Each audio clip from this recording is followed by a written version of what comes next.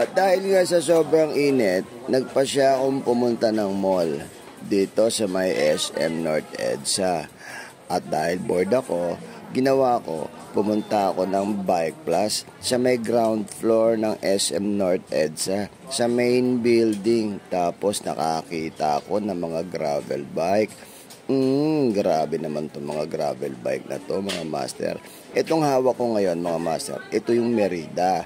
Ang gusto ko lang naman, malibang ako. Kaya lang, ang problema, gastos tong pinupuntahan ko. Sinukat ko to, mga master. Medium size to, pero napakalaki sa akin. Pero napakaganda nito, mga master. At ang gaang-gaang nito.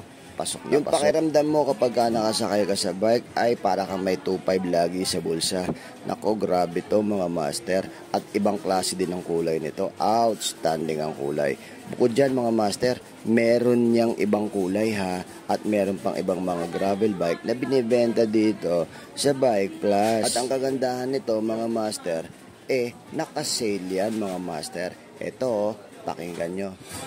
Silex 200 sa Bike Plus. Okay, 10% to, mga master.